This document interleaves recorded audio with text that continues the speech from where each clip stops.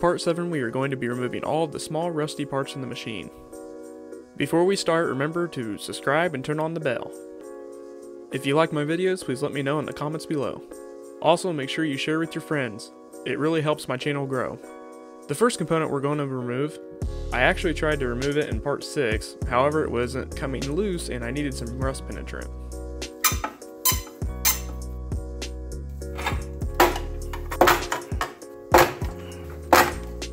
So I was actually unable to get it off. So I brought my better screwdrivers home from work to aid in this small battle. So the first component is actually called a door lift, according to my owner's manual, that is. So now I'm using a method I've used before on cars. You place a screwdriver on the screw or bolt, and with a hammer you smack the end of it pretty hard.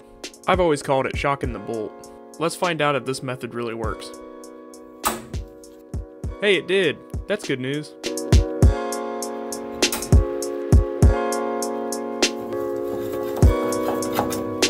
The door lift isn't in horrible condition. It's definitely going to be a project, that's for sure. One of my most anticipated parts to remove is the model plate. It's one of the most defining parts of the whole machine. There's only 2 screws holding this old girl on.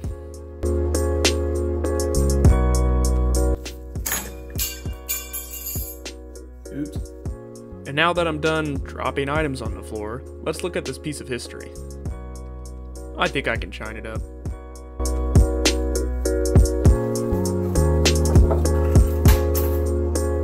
Now we're going to go ahead and remove the drain assembly. Might as well take advantage of this rust penetrant while we have it.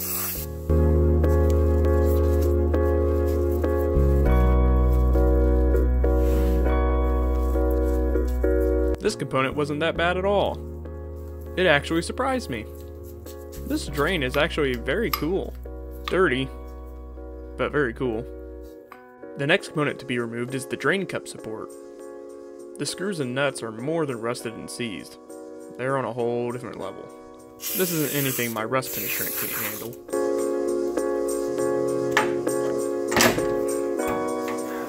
Good heavens. Or maybe it can't handle it either.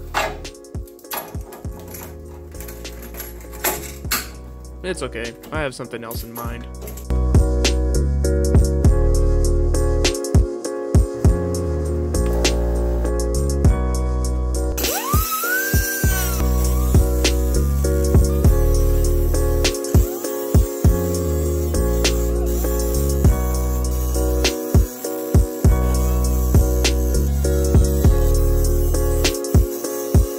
Now that the ends are ground off, we should be able to remove this pretty easily.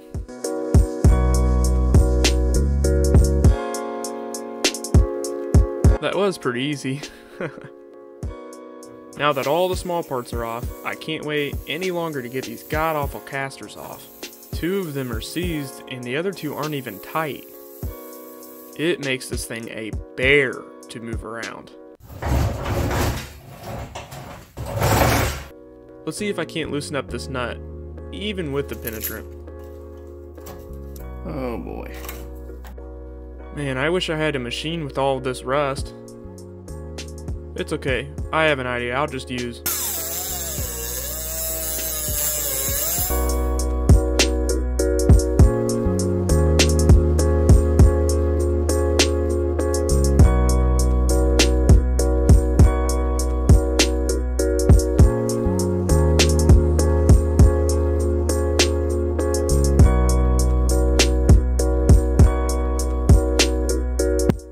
And finally, after hours of cutting and prying, they are off.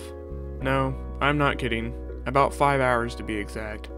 But I finally got them all off in decent condition. Except for that one. It didn't like being separated from the machine. But after all that work, here we are. A bare shell of a Coke machine. Part 7 is unfortunately coming to a close. But hey, don't worry. Make sure you come back to watch what happens next. Thanks for watching.